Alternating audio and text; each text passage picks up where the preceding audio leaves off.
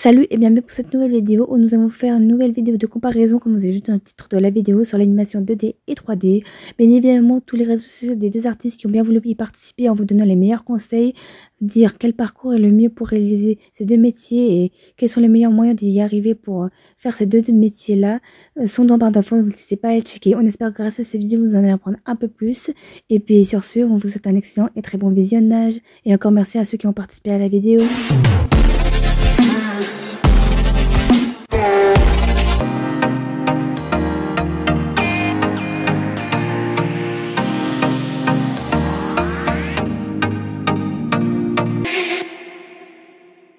Quelle serait ta définition de l'animation 3D? Donc bonjour, moi c'est Alain Georget, je suis jeune diplômé d'une école d'animation qui s'appelle Estienne. Aujourd'hui je travaille en tant que freelance / intermittent du spectacle, en tant que généraliste 3D. Pour moi la définition de l'animation c'est de donner vie à quelque chose qui n'existe pas, et de faire passer des émotions grâce à du vide entre guillemets, avec des dessins, avec de la matière 3D, avec de la pâte à modeler, peu importe le médium en fait, parce que c'est pour l'idée c'est de donner vie à partir de rien quoi. Quelle serait ta définition de l'animation 2D? Ma définition de l'animation 2D, c'est une technique qui permet de faire des films en dessin, en dessinant entre 3 et 25 par seconde, et en mouvement, et ainsi passer ce mouvement dans un décor et en faire une séquence animée. En pratique, y a-t-il des points communs ou différences avec l'animation 2D? En théorie, oui. En pratique, non. La technique est complètement différente, là où en 2D, il va falloir apprendre à dessiner. En 3D, ça va être différent, il va y avoir d'autres points techniques qu'il va falloir apprendre, l'utilisation de logiciels, etc. Mais par contre, niveau théorie, ça restera toujours la même chose. Donc un animateur 2D qui passe sur de la 3D, il sera forcément bon s'il sait se servir d'un logiciel, etc. Toute la partie plus technique dépendra de la personne, mais s'il sait animer, il sait animer, peu importe le médium. En pratique, y a-t-il des points communs ou différences avec l'animation 3D? En 2D, l'animation 3D, c'est assez différent au rendu visuel pour les spectateurs, mais aussi pour les corps de métier. En fait, c'est pas du tout les mêmes métiers. Même si l'animation en elle-même, c'est faire bouger un personnage. Si c'est en 2D traditionnel, ça va être vraiment de dessiner toutes les poses, alors que l'animation 3D, qui est plus fastidieux au niveau de la préparation, ça va être avec ce personnage préparé, rigué, donc avec le squelette à l'intérieur, on va faire prendre une pose de départ et une pose d'arrivée, et ensuite demander au logiciel de faire les poses intermédiaires qu'il faudra certainement retravailler. C'est pas le corps de métier que je pratique, donc c'est que des vagues souvenirs de l'école, mais en tout cas c'est quand même assez différent. Y a-t-il du matériel nécessaire pour progresser dans ce domaine? Oui, forcément, du coup, on est quand même sous la contrainte d'avoir un ordinateur. Après, on a de moins en moins besoin d'un ordinateur puissant pour faire de l'animation 3D. Après, tout dépendra de ce qu'on appelle animation 3D. Si on veut partir plus sur de la modélisation complexe, sur du rendu, etc., là, forcément, on aura besoin de plus en plus de puissance. Mais quelqu'un avec juste un petit ordinateur, il peut vraiment bien s'en sortir et donner des belles choses. Y a-t-il du matériel nécessaire pour progresser dans ce domaine? Il va y avoir besoin quand même d'un certain matériel pour progresser dans ce métier, parce que tout se fait en tout cas au niveau professionnel via les ordinateurs, via tablettes graphiques, des logiciels, tout ça est quand même assez cher. Il y a toujours moyen de s'entraîner à de l'animation avec de la pâte à modeler, avec du dessin traditionnel sur papier, et de prendre en photo, de scanner et de voir ce que ça donne ensuite. Mais c'est vrai que pour progresser, c'est pas mal d'avoir ce qu'on appelle la pelure d'oignon, c'est-à-dire de voir en transparence les images d'avant et d'après. C'est que mon avis, je pense que quand on a envie de progresser, on peut trouver plein de méthodes pour y arriver. Y a-t-il des choses à connaître absolument pour se lancer dans l'animation 3D? Non, pas vraiment, parce que je dirais qu'aujourd'hui tout est sur internet, donc en soi on peut partir vraiment de zéro, et même en dessous de ça on peut même ne rien connaître aux ordinateurs, être ultra pas à l'aise sur les ordinateurs, etc. et vraiment donner des choses bien. Il suffit d'avoir énormément de motivation et d'y aller, et j'ai beaucoup appris sur YouTube et tout ça. Et surtout en cherchant moi-même parce que le milieu m'intéressait à fond et donc je me suis investi dedans et ça paye en fait. Y a-t-il quelque chose à connaître absolument pour se lancer dans l'animation 2D? Pour se lancer dans les métiers d'animation, pour prendre conscience que c'est très long, très très long. Par exemple, le film Gigi que je viens de terminer, il m'a pris 1 an et demi à fabriquer, donc je ne parle même pas des recherches de financement et tout ça. 1 an et demi à fabriquer pour 15 minutes avec une équipe de 4-5 personnes, ce qui est pas mal pour du court-métrage. L'animation 2D, c'est très très très lent et du coup, il faut être prêt. Quelles sont les voies possibles pour accéder au métier de l'animation 3D? Quels sont les principaux débouchés? Comme je disais du coup, en réalité on peut partir de rien et à faire de l'animation en autodidacte et progresser vraiment jusqu'à un niveau professionnel. Évidemment on ne pourra jamais progresser à un niveau professionnel si on fait tout seul, c'est-à-dire ne pas demander de retour, ne pas avoir quelqu'un qui vous accompagne. Il faut toujours quelqu'un qui s'y connaisse encore mieux que vous, ou même s'il s'y connaît pas, mais qu'il a un regard extérieur sur vos créations pour pouvoir vous améliorer. Les écoles d'animation, alors il y en a beaucoup des privées et quelques-unes publiques, mais c'est très rare en France. Et après, niveau débouché, l'avantage de ça, c'est qu'on peut partir dans plein de domaines différents, que ce soit le cinéma, dans les effets spéciaux ou dans le cinéma d'animation, dans les jeux vidéo, dans la publicité, il y a pas mal de choses à faire. Quelles sont les voies possibles pour accéder au métier de l'animation 2D et quels sont les principaux débouchés?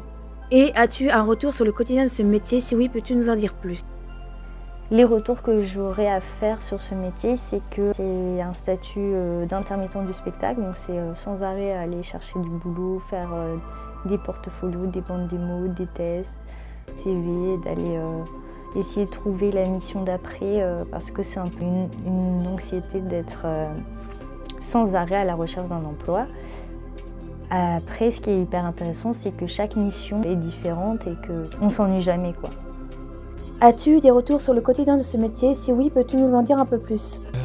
Des retours sur le quotidien de ce métier, c'est très compliqué, tout en ce moment, où il y a eu toute une grève aux États-Unis surtout, qui a beaucoup impacté tout le milieu en France aussi. Non, sur le quotidien en lui-même, que c'est beaucoup de recherche parce qu'en fait c'est un statut d'intermittence pour la plupart. Donc c'est beaucoup d'émissions à court terme en général.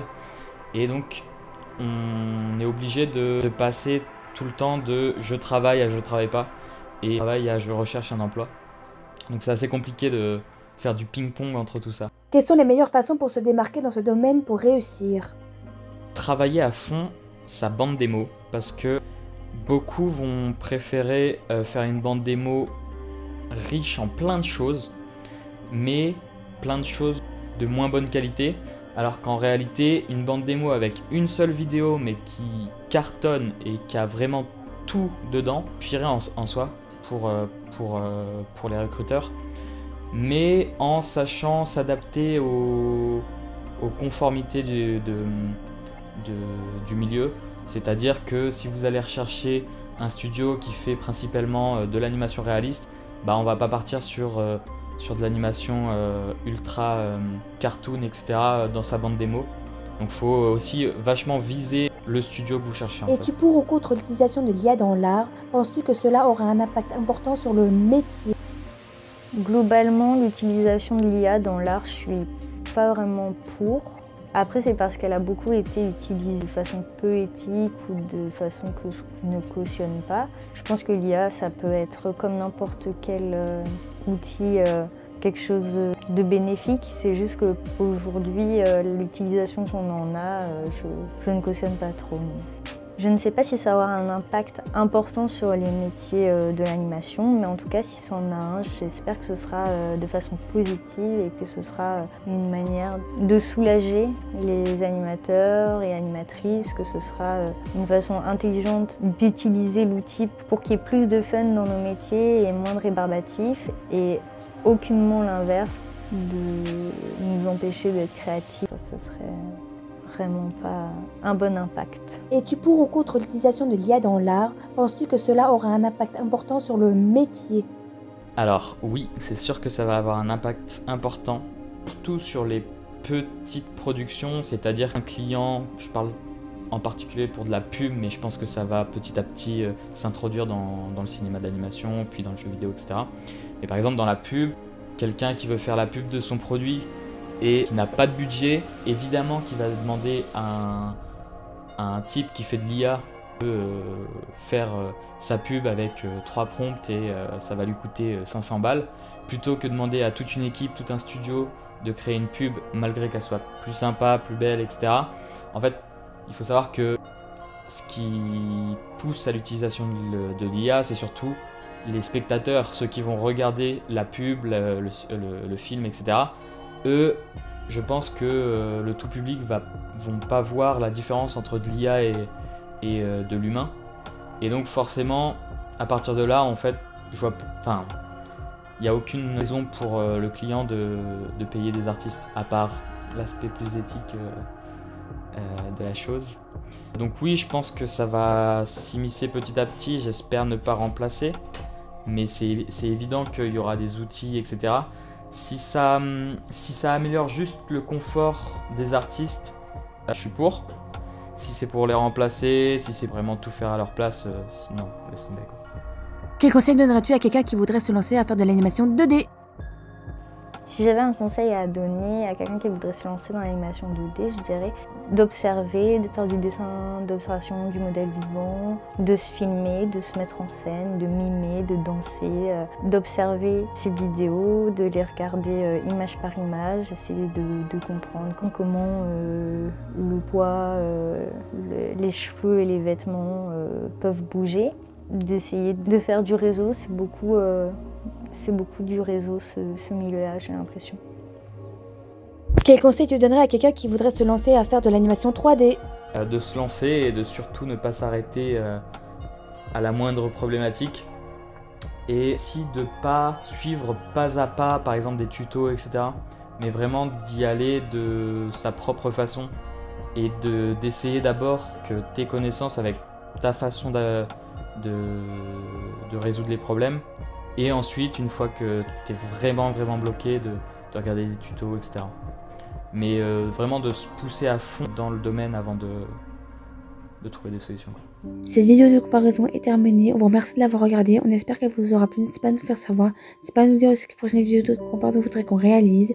Et surtout, c'est la prochaine vidéo et contenu artistique.